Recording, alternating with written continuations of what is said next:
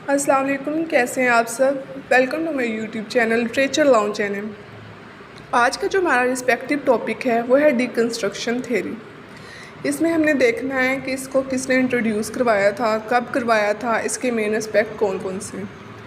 First of all हम देख लेते हैं इसको किसने इंट्रोड्यूस करवाया था। जैक्विस डेरिडा, जो कि एक फ्रेंच फ़िलासफ़र थे, उन्होंने इसको इंट्रोड्यूस करवाया था 1967 में। और ये स्ट्रक्चरलिज्म और फॉर्मलिज्म के रिस्पॉन्स में आई थी। इसके बाद हम अपनी थ्योरी को देखते हैं जिसका नाम है डीकंस्ट्रक्शन थ्योरी। यानी कि कंस्ट्रक्शन का मतलब होता है किसी चीज़ को बनाना, किसी को चीज़ को तामीर करना, ठीक है। डीकंस्ट्रक्शन यानी कि जो बना हुआ है उसे तोड़ देना है, ठीक है, और फिर से उसको बनाना। यानी कि इसमें हमने इसको देखना है अपने लिटरेचर के हिसाब से। लिटरेचर में क्या होता है, टेक्स्ट होता है, यानी कि टेक्स्ट को तोड़कर उसमें से मीनिंग निकालना। इसमें हमने टेक्स्ट की बहुत ज़्यादा क्लोज रीडिंग करनी होती है और उससे कॉन्ट्राडिक्टरी मीनिंग निकालनी होती है। यानी कि जैसे कि स्ट्रक्चरलिस्ट और फॉर्मलिस्ट कहते थे या न्यू क्रिटिक्स कहते हैं, मतलब टेक्स्ट जो है उसका एक ही यूनिफाइड मीनिंग होता है, ठीक है, और उसको ही हमने लेकर आगे चलना होता है। लेकिन जैक्विस डेरिडा कहते थे कि एक टेक्स्ट के और भी बहुत सारे मतलब होते हैं, हम उसमें से और भी बहुत ज़्यादा मतलब निकाल सकते हैं। जैसे वो कहते हैं, it involves the close reading of text in order to demonstrate that यहाँ पर गिवन टेक्स्ट आएगा कि एम नहीं आएगा, has contradictory meanings rather than being a unified और लॉजिकल होल। यानी कि जो एक टेक्स्ट होता है उसकी हमने क्लोज रीडिंग करनी होती है ताकि हम उसमें से जो गिवन टेक्स्ट है उसमें से कॉन्ट्राडिक्टरी मीनिंग निकाल सकें और उसको और ज़्यादा एक्सप्लेन कर सकें। मतलब एक जो टेक्स्ट होता है उसको राइटर किसी और हिसाब से लिखता है, रीडर किसी और हिसाब से उसमें से मीनिंग निकालते हैं। अगर राइटर, हम नहीं जानते कि राइटर ने कौन सा मकसद जहन में रख कर टेक्स्ट को लिखा है, लेकिन जो रीडर होते हैं वो हर किसी का अपना पॉइंट ऑफ व्यू होता है। अगर किसी की लाइफ में कोई ट्रेजिडी चल रही है और वो एक ट्रेजिडी को पढ़ता है तो वो उसको बहुत डेप्थ में जाकर पढ़ेगा, हर एक लाइन को बहुत डेप्थ में जाकर समझेगा। लेकिन एक नॉर्मल जो बंदा उसे पढ़ेगा वो उस तरह से नहीं पढ़ सकता जिस तरह से उसको उस बंदे ने पढ़ा है जिसके साथ खुद भी ट्रेजिडी हुई है, ठीक है। तो एक टेक्स्ट को हम क्लोजली रीड करते हैं और उसमें से बहुत ज़्यादा मीनिंग निकालते हैं।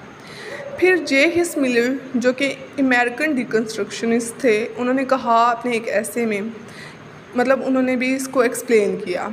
उस ऐसे का नाम था Stevens rock and criticism as cure, 1976 में। उन्होंने कहा कि जो डिकंस्ट्रक्शन है ना उसमें हम डिसमेंटलिंग नहीं करते टेक्स्ट के स्ट्रक्चर की, बल्कि टेक्स्ट जो पहले से ही वो डिसमेंटल्ड होता है, ठीक है। फिर उन्होंने जो डेरिडा थे उन्होंने कहा कि जो डिकंस्ट्रक्शन होती है उसमें वेस्टर्न कल्चर वाले क्या करते हैं, उसमें वो बाइनरी अपोजिशन का यूज़ करते हैं। अगर उन्होंने किसी चीज़ को एक्सप्लेन करना है तो उसके साथ वो बाइनरी अपोजिशन को अप्लाई करते हैं। अगर उन्होंने डे को एक्सप्लेन करना है या मीनिंग निकालना है, वो कहेंगे नाइट नहीं है डे है, ब्लैक नहीं है वाइट है, ठीक है, इस तरह से। और जो डेरिडा थे वो कहते थे कि जो हम लोग बाइनरी अपोजिशन यूज़ करते हैं वो नहीं यूज़ करनी चाहिए, बल्कि हमें इनको ख़त्म करना चाहिए, बाइनरी अपोजिशन को ख़त्म करना चाहिए। अब इसका अगर हम देखें, it's ultimate aim may be to criticise western logic, ठीक है। हो सकता है कि जो डेरिडा का एम था वो वेस्टर्न लॉजिक को क्रिटिसाइज़ करना होगा, ठीक है, हो सकता है, लेकिन ये एक्चुअली जो है ना स्ट्रक्चरलिज्म और फॉर्मलिज्म के रिस्पॉन्स में आई थी। फिर इसके बाद हम देखते हैं जो स्ट्रक्चरलिस्ट थे वो इस बात पे बिलीव रखते थे कि ह्यूमन कल्चर जो होता है उसको हम जितने भी ह्यूमन कल्चर है अगर हम उसमें लिटरेचर को इन्वॉल्व करें तो हमको उसको भी समझने के लिए ना साइंस का यूज़ करना चाहिए, क्योंकि वो हर चीज़ में साइंस का यूज़ करते थे, साइंस को अप्लाई करते थे। तो डेरिडा को ये सब पसंद नहीं था, वो इस बात पे बिलीव नहीं रखते थे। वो तो इस बात पे भी बिलीव नहीं करते थे कि हम जो स्ट्रक्चरलिस्ट होते हैं वो अपने साइंस के थ्रू या जो उनका लॉजिक है उसके थ्रू ह्यूमन नेचर के जो सिग्निफिकेंस है ना उसको वो समझ सकते हैं। वो इस बात पे भी यकीन नहीं रखते थे। वो कहते थे कि हम जो स्ट्रक्चरलिस्ट का पॉइंट ऑफ व्यू है उससे हम हर चीज़ का मीनिंग और हर चीज़ को नहीं समझ सकते।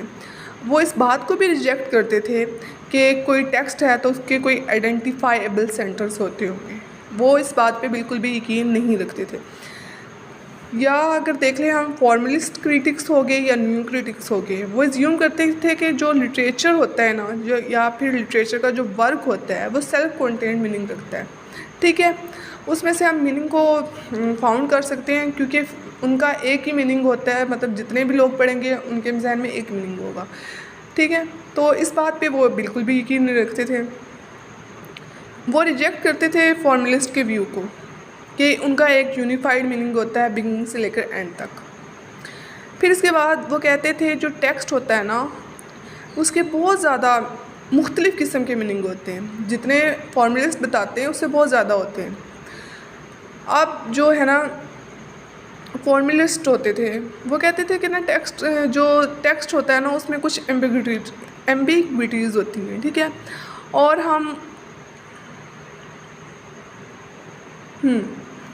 और उनको जब हम आर्ग्यू करते हैं तो उनमें से हम एक मीनिंग निकाल लेते हैं, और उनका एक मीनिंग होता भी है। लेकिन जो हम अगर देखें डिकन्स्ट्रक्टिव रीडिंग जो होती है, उसमें हम लोग काफ़ी सारे मीनिंग निकालते हैं। जब हम इतने सारे मीनिंग निकालेंगे तो कोई ना कोई एक मीनिंग तो मतलब राइटर के पॉइंट ऑफ व्यू से मैच कर जाएगा ना। लेकिन अगर हम फॉर्मलिस्ट के व्यूज़ देखें तो वो एक यूनिफाइड मीनिंग निकालते हैं। ठीक, यहाँ पर ये डिफरेंस आ जाता है। और रीडर के लिए तो एक मीनिंग को परमानेंट रखना ये तो बहुत ज़्यादा मुश्किल होता है।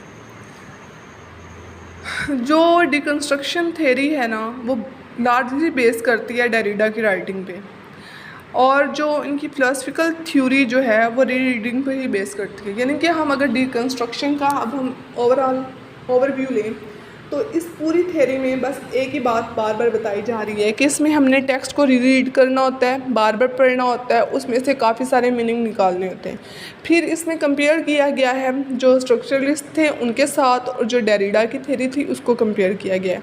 लाइक वो एक यूनिफाइड मीनिंग पे कंसिस्ट करती थी उनकी थ्योरीज़, और वो कहते थे कि एक मतलब यूनिवर्सल ट्रुथ पे वो लोग यकीन रखते थे। लेकिन डेरिडा इस बात पे यकीन नहीं रखता। वो कहता है कि मतलब जो हो सकता है कि हम टेक्स्ट का अगर एक मीनिंग निकालेंगे तो हो सकता है वो एक मीनिंग गलत हो।